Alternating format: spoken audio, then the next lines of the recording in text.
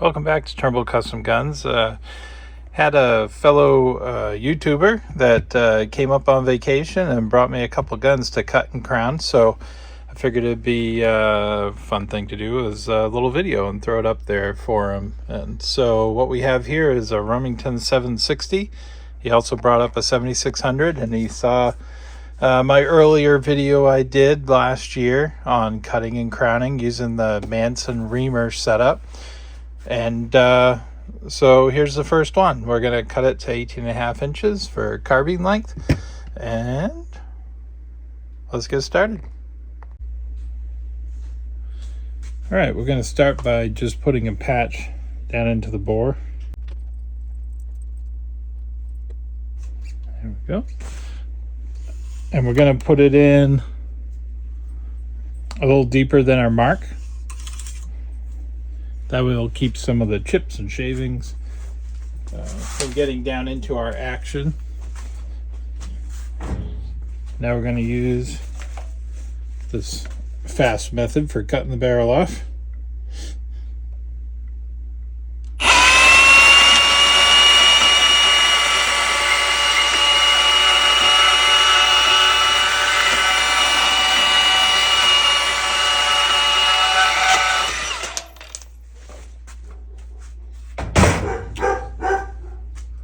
Dogs. Now I'm going to take this over to the belt sander. I'm going to give it a rough square on the belt sander.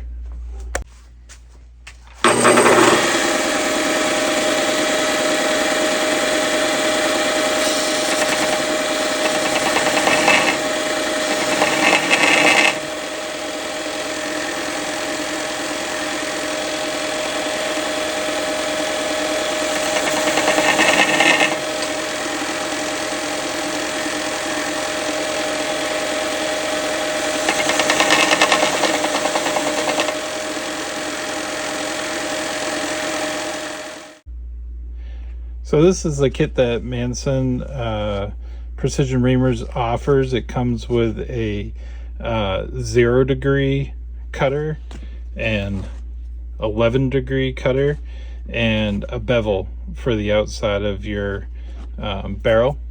And when you order them, you can get a kit that comes with a group of these inserts. And of course, I've added to it quite a few. And this is a hand reaming tool. I also additionally ordered an adapter for a drill. Highly recommend that. I still use the hand tool for different parts of the process, but this makes it go quite a bit quicker. All right, let's get started. Okay, so now we have this squared off on our sander. You can also use a file, but to aid in time, I use my belt sander. We're going to start off with the 0 degree cutter. This is a 30-06, so we're going to use the 30 caliber guide. There. And this has a brush on it, so when you pull it out, it'll also pull out some of the debris caused by this cutter. But the debris from you cutting it off with a hacksaw is still down inside the barrel.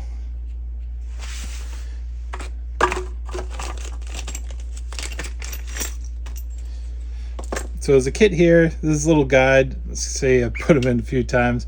You want to put it down until the length comes flush with the top of our little tool. Finger tight and a 1/4 turn. All it needs.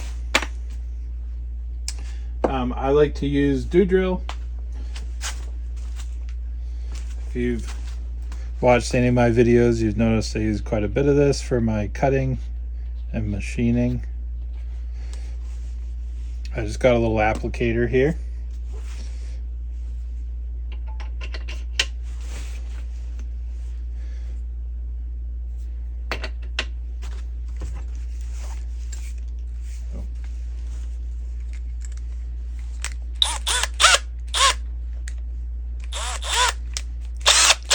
Now when we do this, we're not going to put a lot of down pressure. We're going to let the cutter kind of do the work itself, and we're not going to go real fast either, unless I speed the video up on you.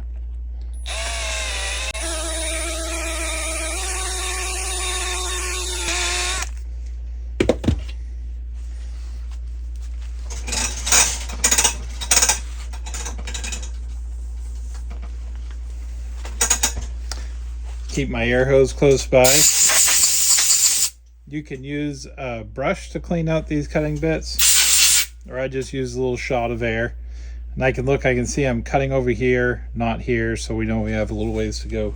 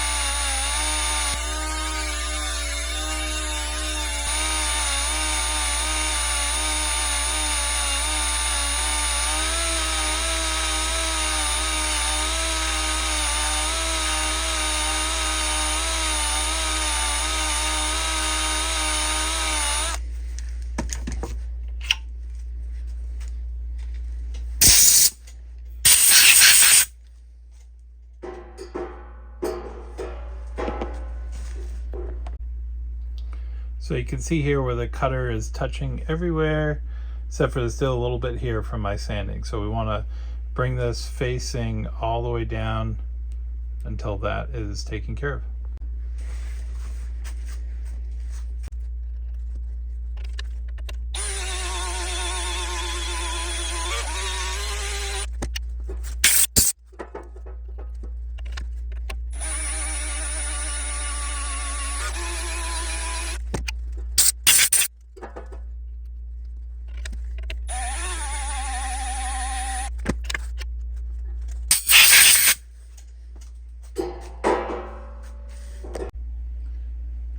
Okay, once we're all square and there's no leftover marks from belt sander, I like to do a few passes by hand. Now this tool is nice because it comes spring loaded, so that way you don't put too much tension down on the cutter. The idea is to keep this floating in the middle so you have even pressure on the cutter. And our light's going to be in the way. There we go.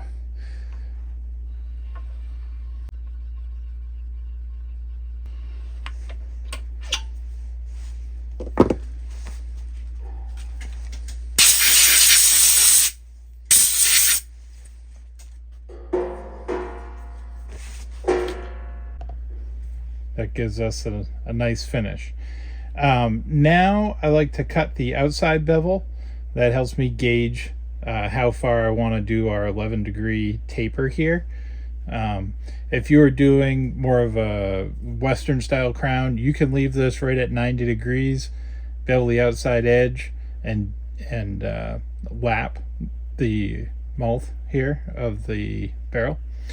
But this one we're going to do an 11-degree target crown. I find that it works a little better. It recesses this, protects it a little more than just a straight 0-degree crown.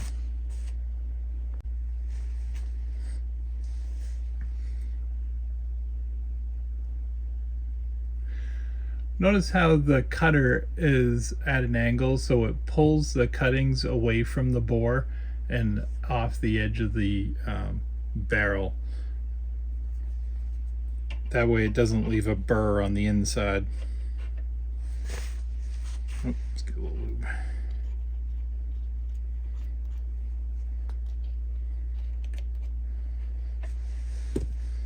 This one I always do by hand. It doesn't take much, and it's really just preference on how you like it to look as to how much of a bevel you put on it.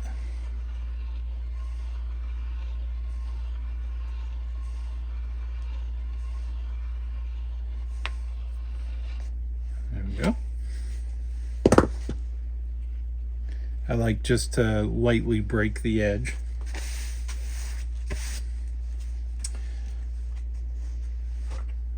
And now we'll go right to our 11-degree cutter. There we go, 11-degree cutter. We have a rod that comes with the kit that you can use to align the cutters to make sure that they won't be hitting your centering rod.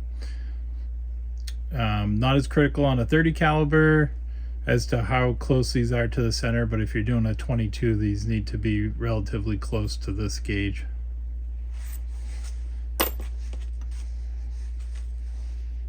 Put the oil back to it.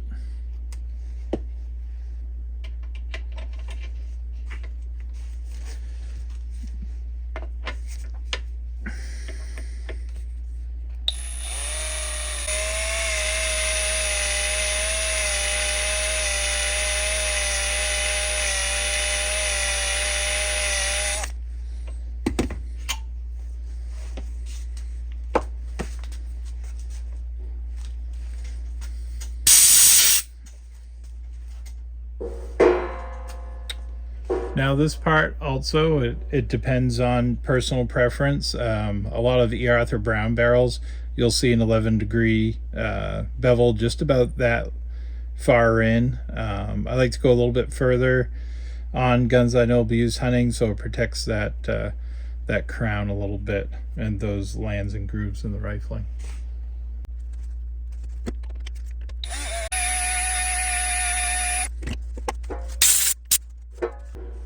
That's looking pretty good. You can see the edge of the bevels right about there.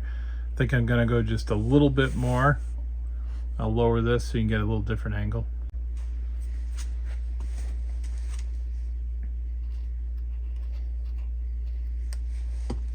No need to skimp on the oil.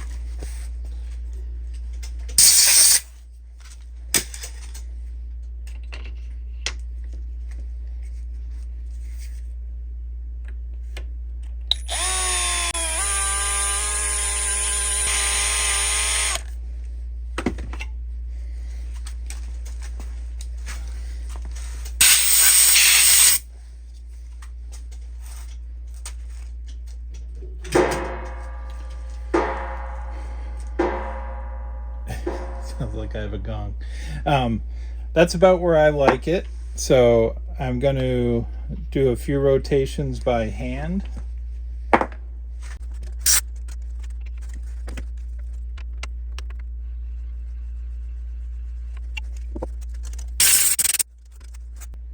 we go.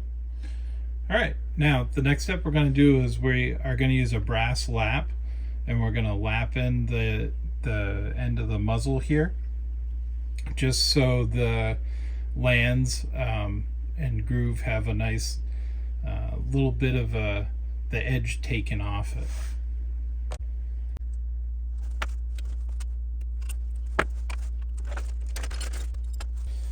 So this is just a brass lap that Brownell sells. We're going to put some lapping compound on here and just gently, we'll use it enough to just polish the tips there. We'll make sure we do it in forward and reverse and never staying in one spot. And again, this is brass, so it's not going to be aggressive at all on our crown. It'll just lap that just a little bit.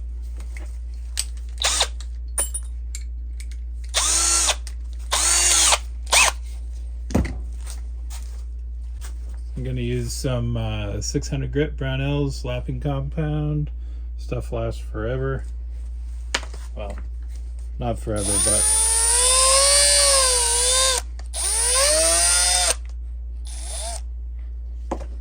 just putting some some on the end of the brass.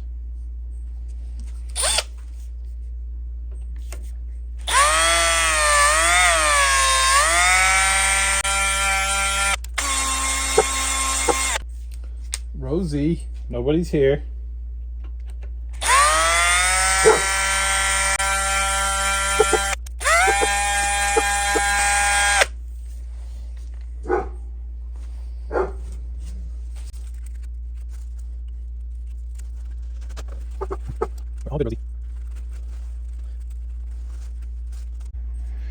So you can just really see when we lapped it, all it did was just polishes up the tips of those lands, and you can't see as good in the video, but just a little bit on the bottom of those grooves.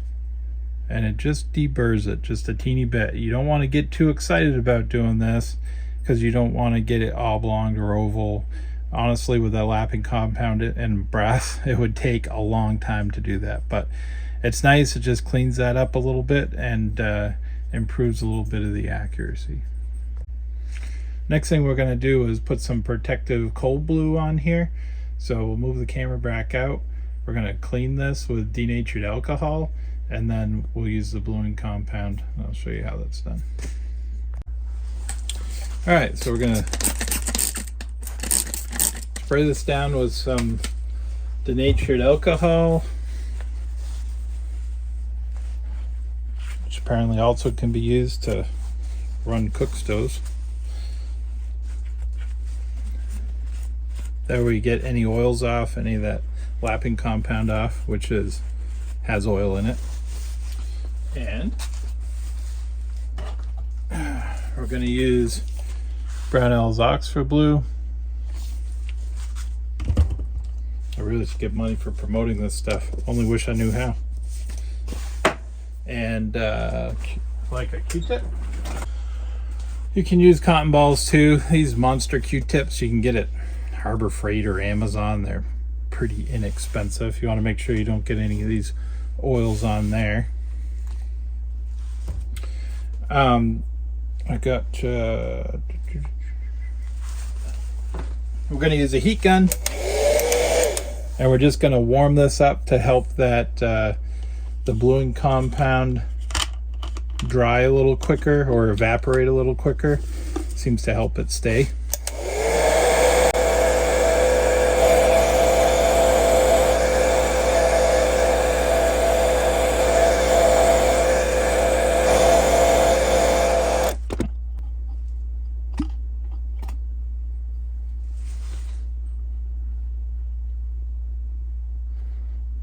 Put that on there. It's interesting, you'll see the different, even with the Remington 760s, 7600s, the bluing takes differently depending on the year it was manufactured. Let's sit on there. Nice, it's taking good. So this took very good in one coat. Some you might have to do 2 to 3 coats, but we're gonna, that's nice and dark, so that will do it. Of course, if you're gonna be rebluing the gun, it's great to do this. If you're gonna shorten it, then reblue the whole gun. We're gonna get some triple aught steel wool. Clean that up a little.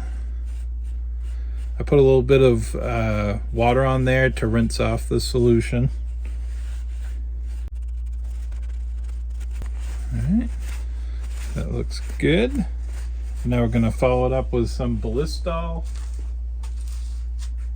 Probably should have had all this stuff sitting right here, shouldn't I? And the last thing I'm going to do is we'll put a rod and a swab and clean this bore out, and our crowning job will be all done.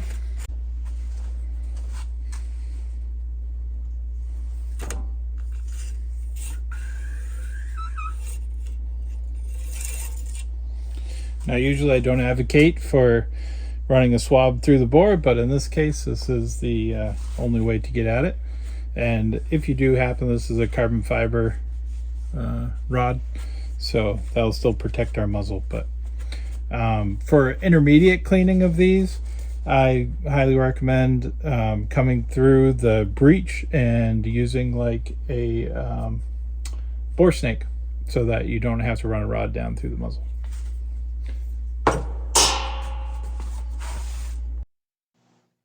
Thanks for watching.